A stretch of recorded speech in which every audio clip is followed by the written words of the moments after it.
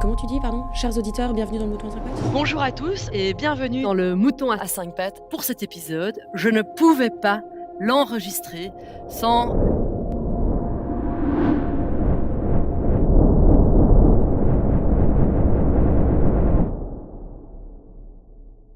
Bonjour et bienvenue dans le Mouton à 5 pattes.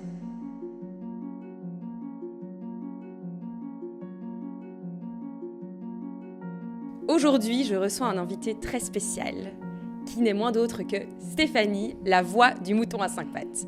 Bonjour Steph. Coucou. Comment vas-tu? Ça va et toi? Très bien. Merci pour ta présence aujourd'hui. Avec grand plaisir. Épisode un peu spécial, on fête du coup le 100e. Le 100e, ouais. Ce fameux cap. Ce fameux cap. Franchement, si tu m'avais dit il y a 5 ans qu'on arriverait au cap des 100, j'aurais peut-être cru quand même. J'y aurais peut-être cru. C'est possible. Déjà 5 ans le Mouton à 5 pattes? Déjà 5 ans, ouais. Ouais, ça a démarré à peu près au moment du Covid. Ok. Avec une forte envie de partager les histoires qu'on entendait, parce que dans le recrutement, on entend 1000 histoires. Et puis ça a commencé avec des discussions internes avec des consultants, et puis après des discussions externes avec des clients, avec des candidats. Et une aventure extraordinaire, je dirais.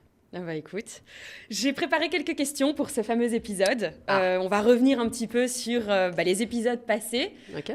et aussi un petit peu la vision que tu as du coup pour l'avenir en ces débuts d'année 2026. Allons-y. Ma première question, est-ce que tu te souviens de ton premier épisode? Est-ce que tu l'écoutes encore aujourd'hui? Je me souviens de mon premier épisode, mais non, je ne l'ai plus jamais écouté, pour être tout à fait honnête. Si je me souviens bien, le premier épisode est un épisode en interne. Ok. Avec... je sais plus. Tu veux que je regarde? L'épisode numéro 1. On peut couper tout ça, je présume. Attends, je vais regarder vite. Je sais pas qui est le premier épisode. Attends, le mouton. Non, moi je pense que c'est... C'est l'explication du mouton. Le premier épisode, c'est l'explication du mouton. Attends, hop. Alors, le premier... Et je pense qu'après, on va... Épisode 0, avec Stéphanie Régnier, bonjour à tous. Ouais. Voilà. Et puis l'épisode 1, Katerina Swings. Ah ouais, non, mais Diversité j'adore. et inclusion. Incroyable. Et je suis toujours en contact avec elle. C'est vrai que on se commente mutuellement nos posts LinkedIn. Une femme très inspirante sur effectivement la diversité et l'inclusion qui est, comme tu le sais, nos sujets de prédilection. Exactement, ton sujet préféré, si Exact. je peux dire. Exact. Si tu devais interviewer n'importe qui, vivant ou mort, qui tu inviterais en face de toi? Ah, écoute,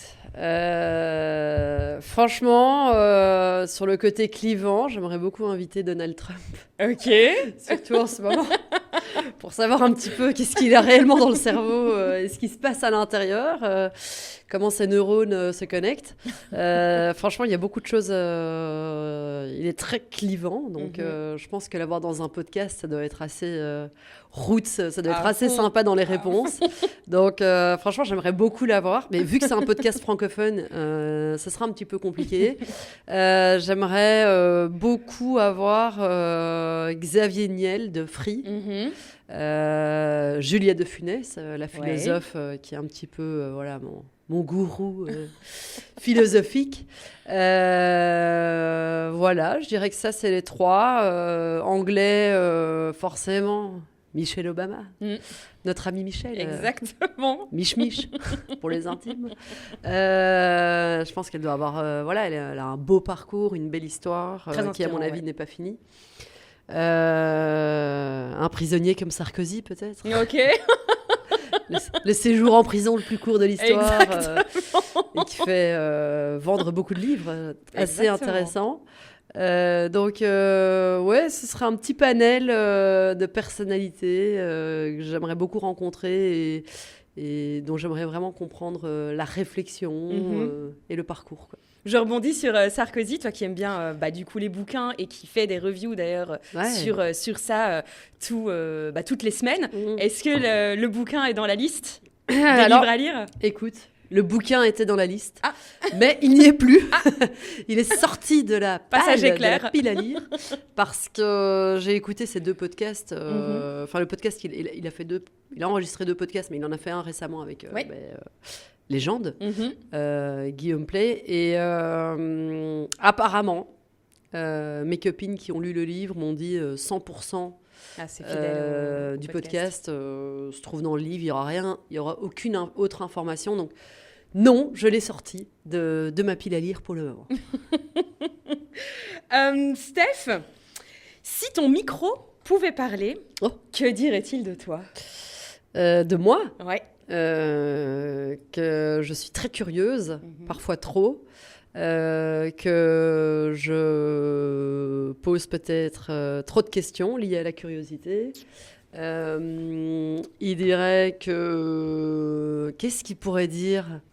Que je pourrais peut-être, moi, m'épancher plus sur mon parcours, parce que je reste très fort dans le format questions-réponses. J'aimerais beaucoup, à un moment donné, passer du côté débat, plutôt que questions-réponses, mais j'ai un peu du mal à changer le format en ce moment. D'être plus dans le partage, voilà, je pense que c'est ce que mon petit micro dirait. Quel a été le moment où tu t'es dit « Ok, c'est le moment, je lance un podcast » ? Écoute, ça a été une discussion avec l'équipe marketing de l'époque. Guillaume Magnard, si tu m'écoutes, coucou. Guillaume. Le mouton à 5 pattes, c'est un terme qui est beaucoup revenu dans le recrutement, au même titre que canif suisse. Il me faut un canif suisse, il me faut un mouton à 5 pattes. Et on a voulu décortiquer ce fameux mouton à 5 pattes en se rendant compte qu'en fait, chacun est unique, chaque parcours est unique. Et donc, du coup, de là est né le podcast. On a commencé à discuter de, OK, mais quels médias, comment communiquer, est-ce qu'on fait juste les réseaux sociaux, est-ce qu'on crée un podcast, comment ça se passe pour créer un podcast. Et alors là, on est parti en mode freestyle, forcément autodidacte. On n'a jamais pris un cours sur comment lancer un podcast. Petit tuto. Et on va l'apprendre, parfois à nos dépens aussi. Il y a beaucoup de podcasts qui se lancent et qui s'arrêtent. Ça prend énormément de temps, ça prend énormément d'énergie. Et c'est également un investissement financier que beaucoup sous-estiment avant le lancement concret d'un podcast. Donc, voilà. Bon, je suis complètement partie ailleurs. C'est pas grave. Voilà comment est né le podcast. Et tu avais déjà la vision en le commençant. Tu te dis, là, dans 5 ans, on sera à Dubaï en train d'enregistrer le 100e épisode. J'aimerais te dire que oui. Non, je n'ai pas du tout la vision. J'ai la vision que, pour moi, c'est une communauté. Le mouton à 5 pattes, c'est une communauté où on échange, où on peut apprendre aussi énormément. Parce que finalement, moi, personnellement, tout à fait égoïstement, j'ai appris dans chaque épisode. J'imagine. Parfois, tu invites des super personnalités, mais elles ne se livrent pas du tout à toi. D'autres, tu invites des parcours un petit peu plus normaux, on va dire, moins atypiques. Et par contre, tout ce qu'ils te racontent est une histoire à part entière. Donc, il faut chaque fois s'adapter. Donc, j'ai la vision de créer un écosystème, de créer une communauté de partage autour du recrutement, autour du talent, autour des carrières. Le futur du recrutement, c'est Weagly. Vous en avez sûrement entendu parler, le monde du recrutement change vite. Avec Weagly, l'idée n'est pas de remplacer le recruteur, mais de l'aider à aller plus loin. C'est une plateforme qui combine AI et intelligence humaine pour trouver les bons talents, plus vite et plus juste. Franchement, si vous recrutez sans Weagly, vous ratez une longueur d'avance. Mais pas à Dubaï, à ce moment-là en tout cas. J'en rêve, mais... Et je vois pas jusqu'au 100e. En fait, je vois pas de fin. C'est-à-dire, comme maintenant, tu vois, j'imagine pas le 200, j'imagine pas le 1000, j'imagine pas de fin, ça continue. C'est ça, c'est une continuité. Voilà. Ok, ouais, parce que là, c'est 200 000 écoutes sur la dernière saison. Ouais. 40 000 écoutes là sur le dernier mois. Numéro 2. Non, mais c'est fou. Ça grimpe. À fond, ça grimpe. Hein. Là, c'est vraiment trop chouette, c'est vraiment fou. Ton plus gros flop en podcast, fichier perdu, invité compliqué, personne qui ne se présente pas. Ouais. J'ai enregistré des épisodes où j'étais beaucoup moins préparée que d'autres. J'ai enregistré des épisodes en lendemain de veille. Extraordinaire, on va pas se mentir. Le jeudi chez Gentis peut parfois être douloureux. Exactement. Tu vois de quoi je parle? Et il est sacré en plus. Il est sacré, il est douloureux. Et franchement, j'aurais jamais dû enregistrer des épisodes les lendemains de ces lendemains-là.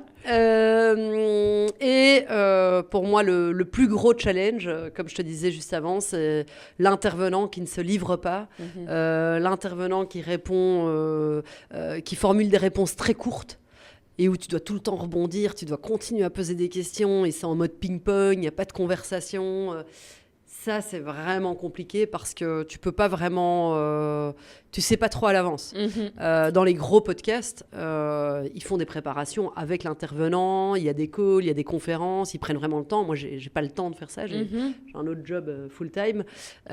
Donc, du coup, on y va un peu... on y va au culot et parfois, tu tombes malheureusement sur des intervenants où tu te demandes presque pourquoi ils ont accepté l'invitation, puisque tout le monde connaît le but d'un podcast. Donc, si tu veux pas raconter ton histoire, c'est très compliqué après à mettre en musique, quoi. Mais finalement, ce format-là, c'est ce qui fait aussi l'authenticité du Mouton à 5 pattes. Exact. Et c'est, j'imagine aussi pour ça, via les retours qu'on a, que c'est pour ça qu'on l'écoute. C'est parce que justement, c'est pas quelque chose de léché, monté, coupé, etc. C'est assez, en fait, une discussion, quoi. C'est une discussion. Et c'est chouette, parfois il y a des beaux débats, parfois ça dure très longtemps, on en a eu un de presque 1h30, à l'inverse on en a eu de 15 minutes, et voilà, moi c'est ce côté inattendu, où chaque fois que je rentre dans un épisode, je sais pas du tout la tournure que ça va prendre. Ça c'est super excitant, ça j'adore. J'adore. Un moment embarrassant en direct, bien sûr, que tu nous as jamais partagé. J'ai eu un moment, il n'y a pas longtemps d'ailleurs, où j'ai complètement perdu le fil. Okay. Donc, si tu veux, j'ai mon ordinateur allumé avec les questions comme base de support. Et là, je vois sur l'ordinateur ma fille qui n'arrête pas d'appeler. Poum, poum, poum, tu vois, les notifs en cascade. Et j'arrivais plus du tout à me concentrer. Et il fallait que je retourne dans l'épisode. Et si tu me connais, ça se voit dans la vidéo que je suis complètement ailleurs. Compliqué. Je pense que l'intervenant ne l'a pas remarqué. Mais j'ai vraiment perdu le fil. Je savais plus de quoi on parlait. J'ai vraiment eu du mal à rebondir. Et dans ces cas-là, ce que je fais souvent, ce qui m'aide, petite astuce. Et j'allais te demander une astuce justement dans ce genre de cas. Ce que je fais, c'est que je répète la dernière phrase. C'est ça. Donc, par exemple, si tu dis et donc en 2005, j'ai créé telle boîte, moi je vais dire et donc en 2005, vous avez créé telle boîte. Pourquoi ? C'est ça, ouais. Et là, ça repart. Okay, ouais. Donc, je m'arrête dès que je sais plus. Je vais reprendre le dernier morceau de phrase et je repars. Et ça me remet sur les rails. Mais ouais, là, ça a été un moment assez embarrassant pour moi, entre guillemets. J'imagine. Je pense que personne ne l'a vu, mais compliqué. J'imagine. On est toujours honnête. Quel invité tu regrettes d'avoir invité ? Non, mais là, il va pas... Ça, oui, bien sûr, on va le couper. On va mute, quoi. On en a parlé hier. Ouais. Je dirais... oui, voilà. Pour quelle raison ? C'était plus la personnalité ou du coup l'histoire que la personne avait derrière ? En fait, j'avais beaucoup d'attentes par rapport à cet épisode, dans le sens où c'était une personne qui a monté une super boîte, qui fait la une des journaux régulièrement, qui a une très belle histoire à raconter finalement derrière, sur comment sa boîte est née. J'avais lu pas mal sur elle avant. Je pense que c'est parce que le français n'est pas sa langue maternelle à la base. Ma théorie, c'est que c'est pour ça que ça a été plus compliqué d'expliquer. Mais bon, a priori, elle est quasiment trilingue. Donc, je sais pas. Je vais miser ça sur le côté linguistique. C'est ça. Mais j'avais beaucoup d'attentes par rapport à ce podcast. Et j'arrive dans cet épisode pleine d'espoir, pleine d'attentes. Vraiment pour comprendre toute son histoire, finalement. À fond, ouais. Et là, mur, quoi. Silence. Voilà. Questions-réponses, réponses très courtes. J'essaye de la stimuler avec des questions. Elle ne rentre pas du tout dans le sujet. Et là, honnêtement, j'ai trouvé le temps long. Ok. Wow. Un épisode sur 100, ça va. Honnêtement, oui. Mais j'ai trouvé ça très, très compliqué comme exercice parce que...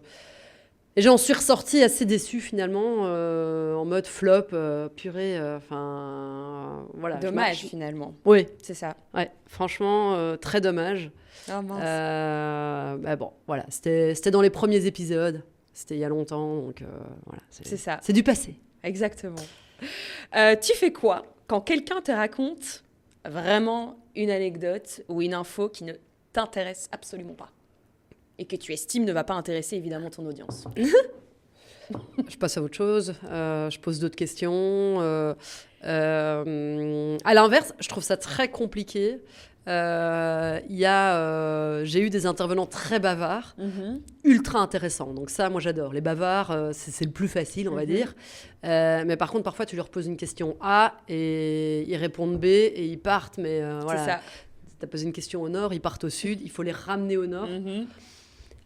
Pas toujours facile, mais souvent, donc quand ça m'intéresse pas ou quand c'est pas intéressant pour le business, on va dire, je passe à autre chose, je pose d'autres questions, je change de sujet, je détourne la conversation, j'essaye de le ramener dans le chemin du sujet initial, quoi. Est-ce que tu penses que ça se voit sur ton visage? Un désintérêt Écoute, je pense pas. Je pense pas parce que c'est pas qu'il y a un désintérêt. Ça m'intéresse. C'est juste que c'est pas le sujet. C'est ça. Voilà. Mais ça, c'est évidemment dans ton job de consultant en recrutement. Parfois, souvent même, tu as un rôle de psychologue envers le client, envers le candidat. Et donc, tu écoutes parfois des histoires qui n'ont pas lieu d'être.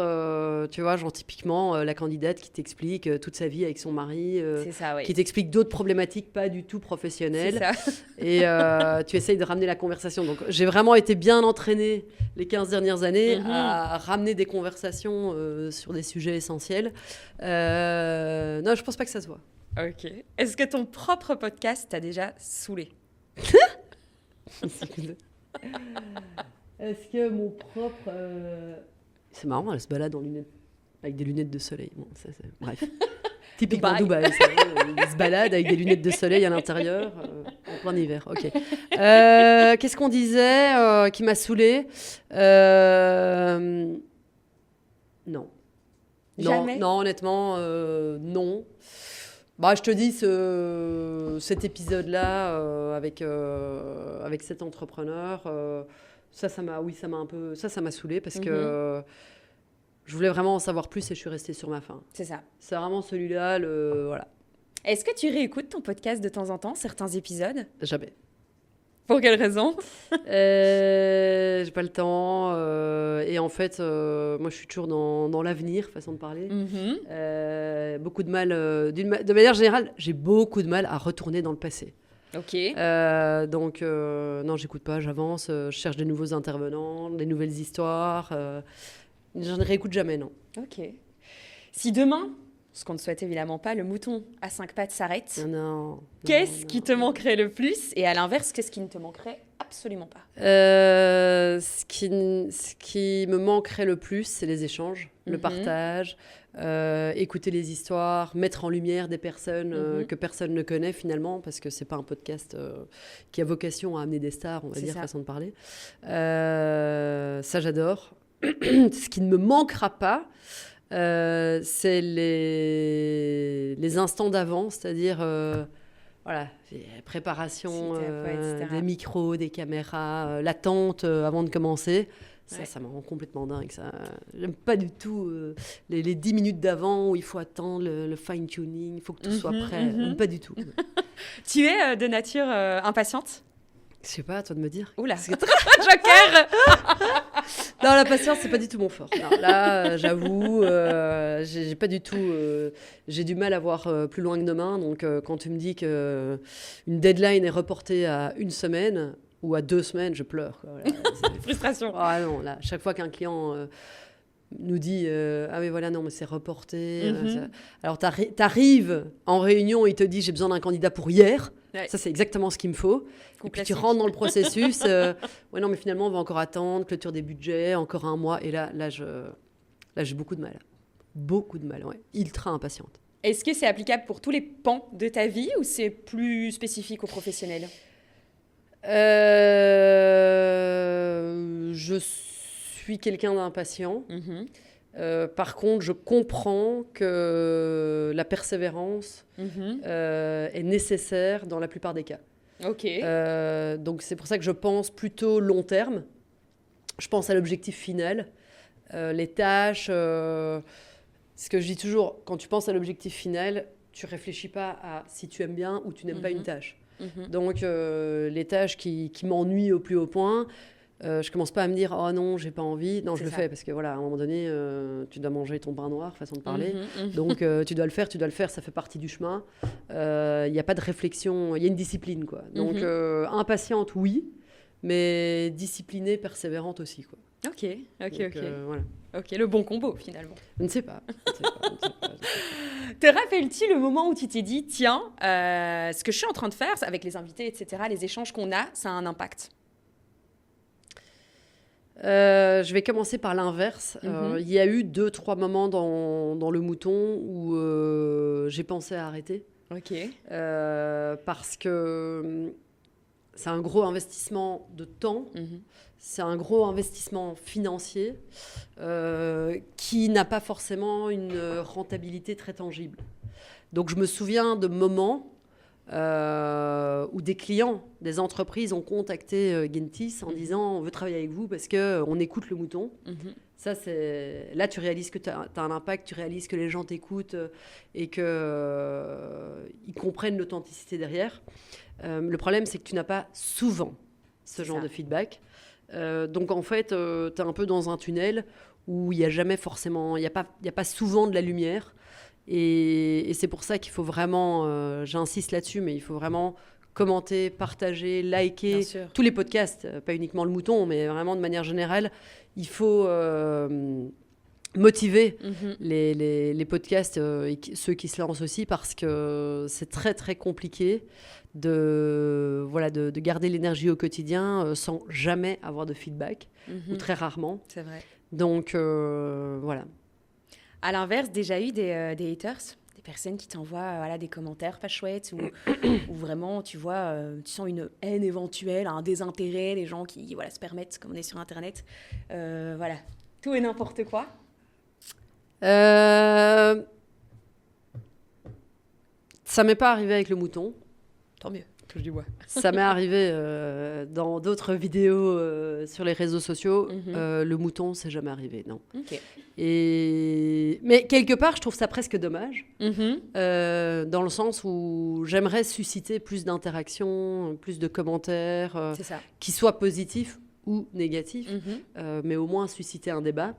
Mais j'ai l'impression, ou alors il faut encore que je décode un petit peu les codes des podcasts. J'ai l'impression qu'un podcast, de manière générale, tu interagis moins, quoi. Je donne jamais mon avis sur un épisode de podcast, sur les autres. Je veux dire, non, c'est vrai. Les autres podcasts que j'écoute, mais je vais aller mettre 5 étoiles ou interagir ou mettre un commentaire. C'est une émission, quoi. Donc, tu regardes l'émission et puis tu donnes pas forcément ton avis sur l'émission, quoi. Et c'est vrai qu'a priori, tu vas écouter cet épisode parce qu'il y a un intérêt et pas justement un désintérêt où tu te dis, en fait, c'est nul, je le savais et je vais le commenter. Ça n'a pas de exact. sens. Et la plupart des gens écoutent sur Spotify ou sur Apple. Tu donnes pas ton avis. Non. Tu écoutes comme une musique, comme tu écouterais une chanson. Donc, du coup, tu commentes pas. Ça, c'est un peu dommage.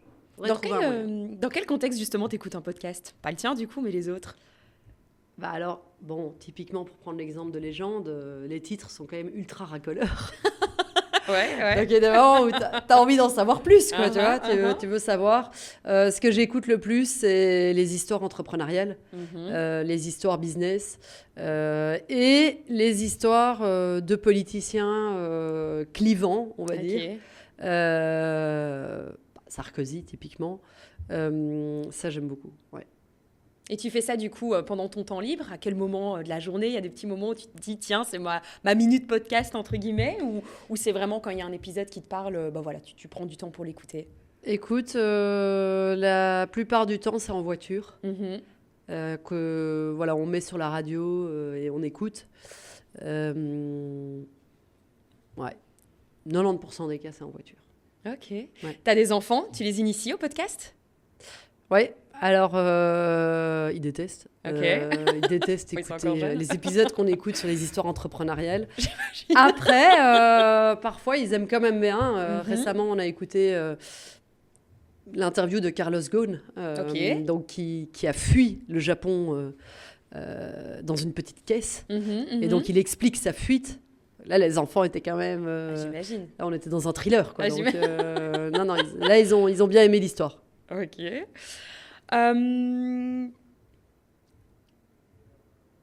La question que tu refuses de poser, même à tes invités, on va dire, avec qui tu as déjà du commitment ou tu es déjà proche. Et tu te dis ça, je vais pas sur ce terrain pour la paix, on va dire. Je ne vais pas sur le terrain privé, religieux ou politique. Ok. Je ne vais pas sur ces terrains-là. Donc, c'est pas vraiment une question que je pose pas, mais c'est, on va dire, les domaines sur lesquels je ne m'aventure pas, parce que c'est pas le but, pas le sujet du mouton non plus. Voilà. Ok. J'ai encore une dernière question. Ah, Si tu devais complètement réinventer le mouton, pour X ou Y raison, vers quoi tu irais? Est-ce qu'il y a un domaine de prédilection qui t'intéresse plus dans tous les différents pans que tu as pu aborder? Ou un type d'invité que tu préférerais privilégier? je pense qu'aujourd'hui, si le mouton devait prendre un nouveau chemin, ce serait vraiment 100% le chemin de l'entrepreneuriat. Aujourd'hui, il y a beaucoup d'entrepreneurs, mais il y a encore des employés. Il y a un peu de tout. Finalement, le focus est sur le talent et la carrière. Je dirais, ce qui m'intéresserait beaucoup, c'est vraiment avoir un focus entrepreneuriat. IA. Et puis, forcément, tout ce qui est aussi lié à la diversité et l'inclusion. Oui, l'IA, tu dis souvent au service justement de l'humain. L'humain va plus rapidement avec l'IA, et l'IA sans l'humain, évidemment, n'a pas ce côté sens, on va dire, c'est ce côté humain. C'est quelque chose que tu valorises pour l'avenir? Oui, je pense que l'IA va... Ceux qui ont compris à quoi servait l'intelligence artificielle ont compris que on est en train de donner aux êtres humains des super pouvoirs. On va pouvoir supprimer toute une série de tâches qui nous embêtaient tous, chronophages, lourdes, administratives, et on va pouvoir vraiment se concentrer sur les connexions, sur les vraies compétences. Je trouve ça extraordinaire ce qui est en train de se passer. Toi qui es entrepreneur depuis maintenant quelques années, qui a fait que ce soit différents business, des idées, des projets, etc. Est-ce que auprès justement, que ce soit de tes enfants, mais des plus jeunes aussi générations, tu valorises ce côté entrepreneurial, tu pousses à aller vers ce mode de vie en fait finalement? 100%. Okay. Je pense que c'est marrant parce que ce matin, on avait une discussion avec Farid sur l'inné et l'acquis. Ok, intéressant. À fond. On se disait, ok, mais qu'est-ce qui est vraiment inné et qu'est-ce que tu acquiers au fil des années? Je pense que les plus grands de ce monde ont une partie d'inné, une petite partie d'inné. Mais par contre, après, tout, tu peux l'acquérir. Et je pense que la valeur commune que je retrouve dans la plupart des livres que je lis ou dans les histoires entrepreneuriales, c'est une détermination sans faille. Et ça, c'est quelque chose qui se travaille, de vouloir réaliser les rêves, mais de mettre tout ce qu'il faut en place pour pouvoir les réaliser. C'est ça. Le monde du recrutement change. Et non, l'IA ne remplacera pas les recruteurs, elle les rend bien meilleurs. Weegly, c'est la plateforme qui combine le pouvoir de l'IA et l'intelligence humaine pour sourcer, matcher et engager les bons talents plus vite. Si vous recrutez aujourd'hui sans Weegly, vous recrutez à l'ancienne. Découvrez comment recruter sur weegly.io. Et donc, je pousse sur des toutes petites choses, des bêtises, on va dire. Mes enfants, quand ils ont un objectif, un rêve, quelque chose qu'ils veulent faire, on met des plans en place. Ok, d'accord, c'est très bien, mais comment est-ce qu'on concrétise ça ? Et c'est magnifique de voir ça. C'est magnifique de voir que tout petit déjà, ils peuvent être très déterminés sur certaines choses. Un enfant, un bébé qui veut marcher, c'est la détermination Exactement. à l'état pur. Exactement. Et souvent, on nous bride au fil des années, on bride cette détermination. Et moi, j'ai vraiment mon souhait le plus cher, c'est qu'ils gardent cette détermination de vouloir absolument marcher, courir, peu importe le domaine finalement. Ouais, avancer. Dans tous les cas. Avancer. Et on pose souvent la question justement aux entrepreneurs, quels conseils tu donnerais à ceux qui veulent entreprendre, à ceux qui veulent se lancer ? Généralement, c'est fonce, vas-y, ne réfléchis pas, go. Est-ce qu'il y a un élément autre que tu ajouterais qui, selon toi, est vraiment la clé ? Oui, pour moi, l'entrepreneuriat, c'est une vie. C'est un mode de vie. Ceux qui pensent pouvoir être entrepreneurs, travailler 3 heures par jour, ça existe. Bien sûr. Je parle du vrai entrepreneur, vraiment intrinsèquement entrepreneur, c'est quelqu'un qui veut changer le monde à sa manière, avec peu importe ce que c'est. Et il faut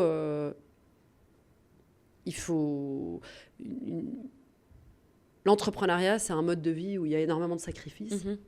Il faut accepter ces sacrifices.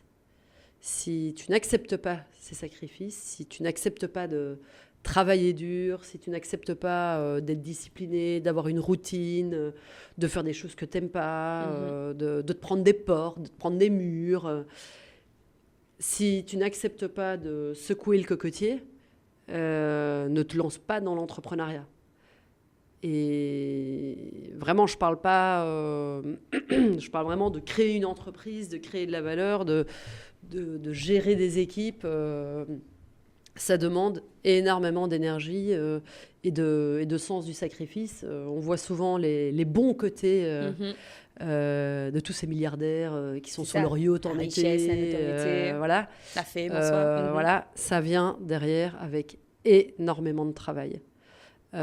Énormément d'acharnement, des week-ends entiers à travailler, des nuits à pas dormir, énormément de voyages, le sacrifice d'une vie privée. Des compromis, etc. Oui, au donc, quotidien. Voilà, moi, ça me fait toujours rire quand j'entends des gens qui disent Steph, t'as trop de la chance, ou d'autres entrepreneurs, non, mais il a trop de la chance. Sa chance, oui, il y a toujours une part de chance, elle est minime, elle est là, mais elle est minime, et surtout, on se la crée. Ouais. Au plus tu vas travailler, au plus tu vas créer ta chance. Et il n'y a pas de secret derrière. Les plus grands footballeurs, les plus grands joueurs de tennis, c'est énormément de travail. C'est travailler ce revers 3 millions de fois de la même manière. Et il n'y a pas de raccourci là-dedans, quoi. Donc, faut s'accrocher. Et je vais faire le parallèle aussi, parce que c'est un peu un constat que j'ai fait. On parle toujours donc des entrepreneurs, il s'agit donc d'une personne généralement, ou d'un groupe de personnes qu'on met souvent sous la light, mais finalement, on met peu les employés de ces entrepreneurs qui, en fait, vous contribuez, vous, en tant qu'entrepreneur, à changer la vie de tous ces gens, parce que sans vous, ils n'auraient pas ce boulot-là, ils n'auraient pas du coup des revenus, leurs propres projets, des voyages, des projets de vie. Comment toi, ce que tu réalises au quotidien, l'impact que tu as sur tous ces gens en fait qui sont autour de toi et qui font, tu es devenu entrepreneur aussi. Je ne réalise pas l'impact, mais je réalise la responsabilité. C'est-à-dire que derrière, il y a des enjeux familiaux, il y a des prêts immobiliers, des prêts, peu importe, de toutes sortes. Demain, on déclare la société en faillite. Ce sont des vies entières qui vont tomber. Alors tout le monde va savoir se relever, tout le monde va pouvoir trouver un job, on les forme au meilleur. Mais tout entrepreneur, de nouveau, qui a des équipes, moi en tout cas personnellement, la première chose que je ressens, c'est pas l'impact, c'est la responsabilité. Faut pas déconner ici, il y a des vies derrière, il y a des êtres humains. Alors on change leur vie et on a parfois des messages comme ça où vraiment on nous explique, des membres de nos équipes nous expliquent ce qu'ils ont pu faire grâce à Gentis. C'est incroyable, c'est magnifique, mais moi ça me met une pression de dingue en me disant je peux pas déconner, je peux pas flamber, je peux pas, voilà, derrière il y a des vies quoi, donc c'est pas l'impact, c'est la responsabilité. Pas de yacht prévu cet été quoi. Non, pas de yacht. Peut-être avec les équipes. Franchement. Mais toute seule, pas de yacht. Non, ça me fait peur en plus. Non. Non, pas de yacht, pas de jet privé. Rien de tout ça, non. En tout cas, mille merci, Steph, pour l'échange. J'ai une toute dernière question. Ah bah oui, évidemment. Surprends-moi. Qu'est-ce que... du coup, moi qui suis, on va dire, la voix aujourd'hui, mais aussi tous les éditeurs, peuvent te souhaiter, à toi personnellement, à toi en tant qu'entrepreneur et à toi pour le mouton à 5 pattes pour 2026? Écoute, tu peux me souhaiter des partages surprenants, des expériences positives avec voilà, des intervenants qui se livrent, qui racontent leurs histoires sans tabou et qui nous feront apprendre plein de choses à moi et évidemment à l'ensemble de la communauté. Et plus personnellement? Et plus personnellement, 2026, moi je sens que c'est une année de feu. Donc tu peux me souhaiter amour, santé et finances. Ah bah, les trois piliers, c'est important.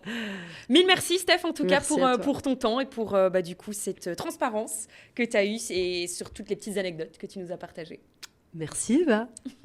Merci les auditeurs et on se voit bientôt. Bah oui, on se voit bientôt, pourquoi pas. On se voit bientôt. Bisous.